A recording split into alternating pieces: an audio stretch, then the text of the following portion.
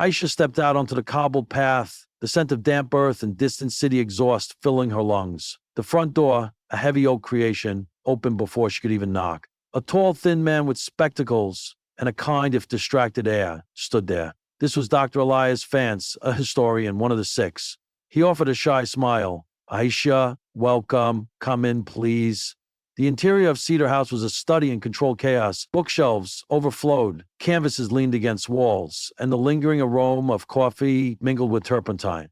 Aisha had expected opulence, perhaps coldness. Instead, it was lived in. But her task remained clear: to bring order to this disarray, to manage the daily necessities for these six men who, by all accounts, were brilliant in their fields, but utterly lost when it came to household management. Quisha commanded. She was a silent anchor in their swirling existence, the one who ensured the house ran, the pantry was stocked, and the laundry piles diminished. Yet, despite her growing knowledge of their habits, she felt utterly separate, a vital component of the house, but not of the home. This was the first turn of the loop, her profound sense of being an outsider, a hired hand, essential but ultimately invisible. Weeks bled into months. Aisha rose before dawn, offering her Fajr prayers in the quiet solitude of her small, neat room. Her faith was her compass, her connection to something greater than the dust motes dancing in Cedar House's grand windows. She would then begin her day's work, the scent of breakfast soon mingling with the lingering scent of last night's turpentine. Her interactions with the men remained largely professional, polite, and brief. "Thank you, Aisha. Could you find my keys, please?" They were never unkind, but the chasm between their worlds felt immense. She spoke little, primarily focused on her tasks, preserving her energy for the demanding schedule. Yet, subtle shifts began to occur. One blustery afternoon, a sudden storm knocked out the power. Panic rippled through the house. Noah, caught mid-sentence on his laptop, cursed. Samia, losing connection, paced furiously. Aisha, however, moved with calm purpose. She retrieved flashlights and candles from the utility closet, a place only she truly knew the contents of. Soon, soft glows flickered through the common areas, casting long dancing shadows. Daniel, usually unyielding, offered a rare small smile. "Prepared, aren't you, Aisha?" he remarked. It wasn't much, but it was an acknowledgement beyond a mere request for service. Another time, Leo, absorbed in a complex piece, found his inspiration flagging. He'd been trying to capture the shifting light on a specific type of fabric. Aisha, quietly dusting in the corner, noticed his frustration. Without a word, she unfolded a richly patterned prayer rug she kept neatly tucked away in her personal space, spreading it gently near a sunlit window.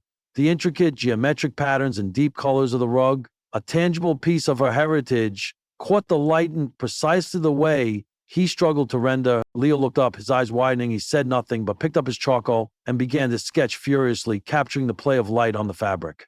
The next day, a small, intricate sketch of her prayer rug, rendered with startling accuracy, appeared on her neatly made bed, a silent communication, an unexpected bridge. The true turning point came with the unexpected illness of Elias. He fell severely ill with a sudden fever, disorienting and frightening. The other brothers, usually self-sufficient in their routines, were flustered. They knew how to order takeout and run businesses, but nursing was beyond them.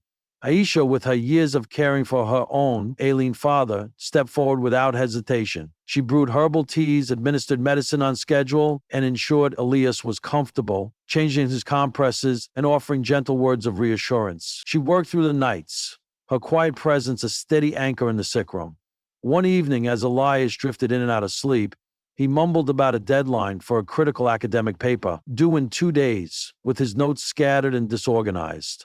He was distraught. The next morning, Aisha approached Daniel, the most organized of the brothers. In her quiet, clear English, she explained Elias's distress. "His notes, they are in a mess. He worries about his paper." Daniel, initially annoyed by the disruption, saw the genuine concern in her eyes. Together, with Aisha guiding him through Elias's often illegible handwriting and scattered research, they began to organize the chaotic piles.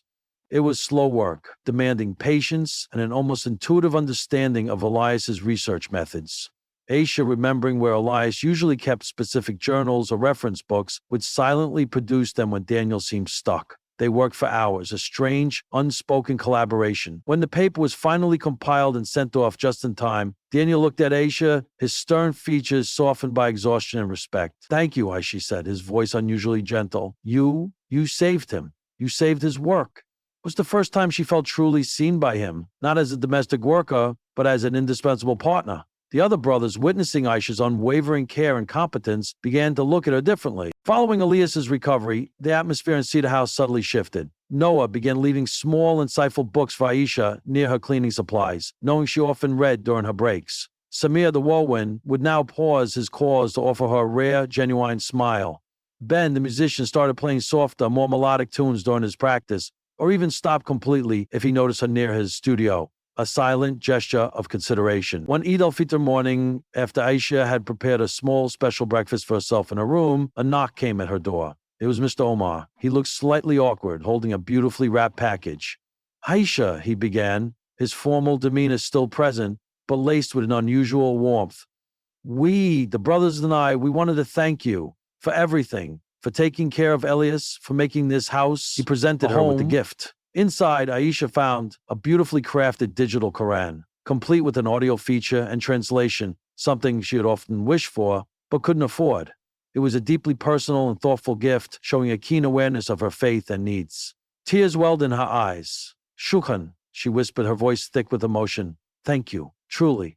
That evening, for the first time, Aisha was invited to join the men for their communal dinner. It wasn't a demand, but a quiet, earnest invitation from Elias. "Please, Aisha," he said, gesturing to an empty seat at the large dining table, usually occupied only by them. "You are part of this house. More than that, you are part of this family in your own way." Years passed. Aisha continued her work at Cedar House. Her family at home was now stable, her siblings thriving in their education, thanks to her dedication. The photograph of her family, once a poignant reminder of absence, now sat on her bedside table, alongside the digital Quran, symbols of both what she built and what she found.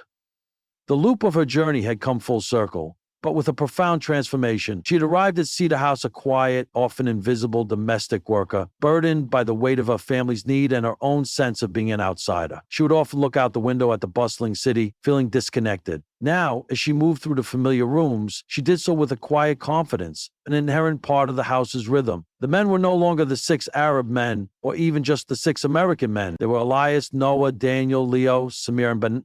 They had been new individuals with whom she shared a unique, unspoken bond of mutual respect and unexpected affection. One crisp autumn morning, as she brewed the first pot of coffee, a delivery truck pulled up. A new young man, fresh from his village, was moving into the smallest room upstairs, a cousin of Noah's sent to the city for college, needing a place to stay and guidance. He looked overwhelmed, wide-eyed, clutching a small, worn bag. Aisha saw a reflection of her younger self in his hesitant movements. She walked towards him, a gentle smile on her face, and extended a hand. "Assalamu alaikum," she said, her voice warm and clear. "Welcome to Cedar House. My name is Aisha. Let me show you around." The new arrival, startled but relieved, nodded. As she led him inside, she noticed a faint scent of coffee and turpentine, the familiar murmur of conversation from the living room. Cedar House was still a world of its own, but Aisha was no longer just its keeper. She was one of its central, unseen threads, woven intricately into the fabric of its life, and ready to help weave in another. The house, once a place of daunting strangers, had become a testament to the unexpected connections that bloom when understanding finds fertile ground. Turning strangers into an unconventional family,